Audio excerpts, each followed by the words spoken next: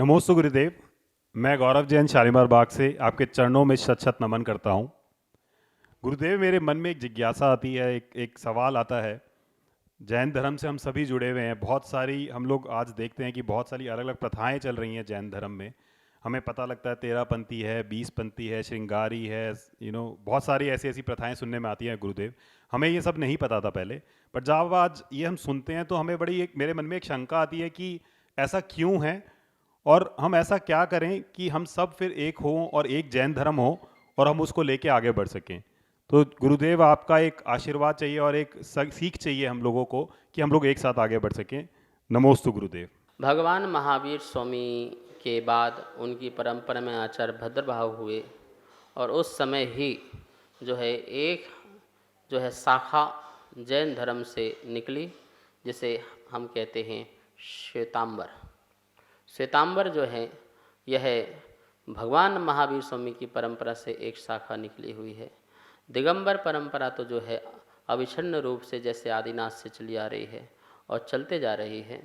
ये कुछ काल ऐसा आया अकाल जिसमें इस प्रकार की घटना घटी। महानुभाव, चलो जो चीज़ बटी तो बटी। पहले दो शाखा समझ लो, दिगंबर और श्वेतांबर, दो ही शाखाएं हैं।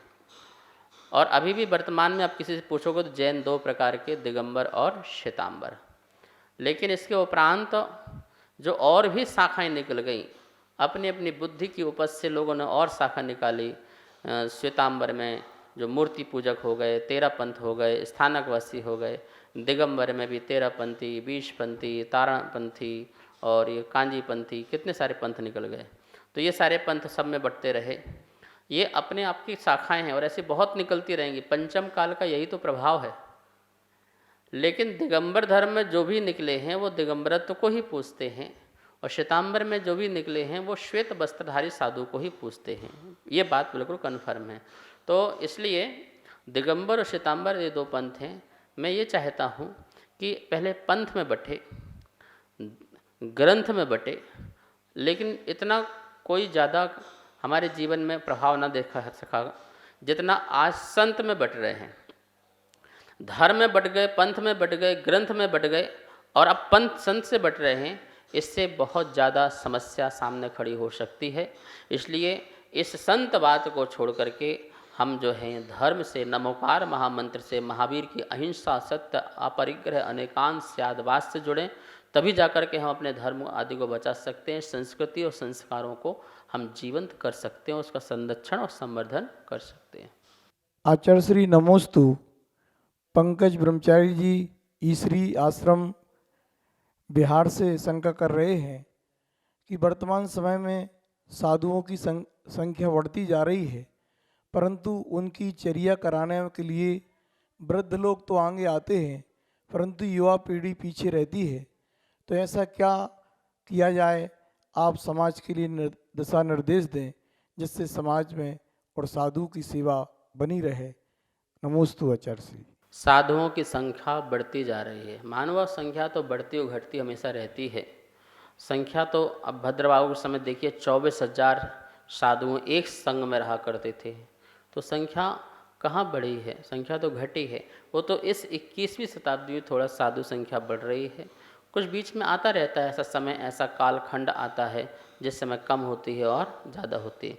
बात जो पति की आपने कही है कि जो हमारे वृद्ध साधु हैं, जो साधना रत हैं, तो हमारे युवाओं साधुओं को चाहिए कि जैसे अपने घरों में पिता की हम सेवा करते हैं, ऐसे यहाँ पर साधक की सेवा करें। तत्वार्थ सूत्र में आचार्य उमा स्वामी ने कहा, जो शैक्ष हैं, जो गिलान हैं, जो वृद्ध हैं, इनकी वैयावृत्ति की जाती है। तो जवान साधु तो वैयावृत्ति करेगा, जो बहुत पढ़ रहे हैं तो वो भी थक जाते हैं, जो बीमार हैं वो भी दुखी हो जाते हैं, और जो अति वृद्ध हैं तो इन सब की वैयावृत्ति करने से कर्म की निजरा होती है। इसे हम निर्जरा में ले जाते हैं, कर्म की निजरा में। वैयावृत्ति भी एक तप है।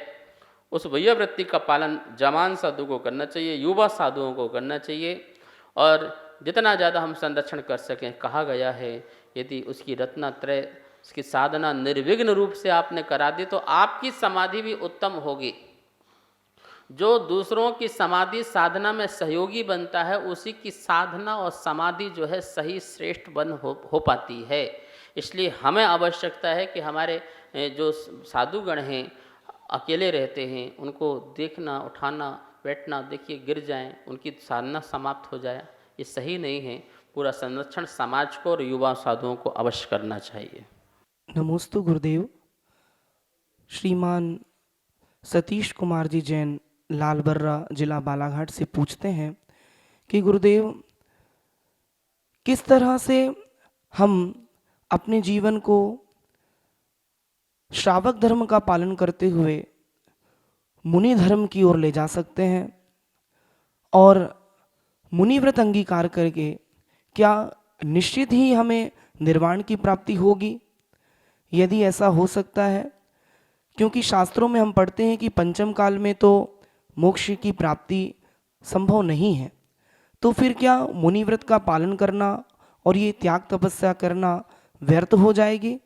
गुरुदेव मेरे शंका का समाधान कीजिए। नमोस्तु गुरुवर, नमोस्तु नमोस्तु। श्रावक धर्म और श्रमण धर्म, देखिए श्रावक धर्म जो है बहुत अच्छा धर्म है और उसी से ही श्रमण बनते हैं, साधु बनते हैं।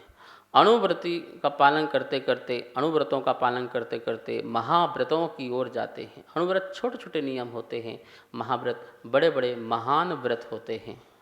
हम सबसे पहले अपने घरों में अणुव्रतों का पालन करें। अहिंसाणुव्रत, सत्याणुव्रत, आचौर्याणुव्रत, ब्रह्मचर्याणुव्रत और परिग्रह परिमाण अणुव्रत, ये छोटे जो नियम हैं, सप्तव्यसन का त्याग करना, अष्टमूल गुणों का पालन करना, ये इन नियमों के माध्यम से ही जीव जो है एक दिन मुनि बन जाता है, मुनि बन करके साधना करता है।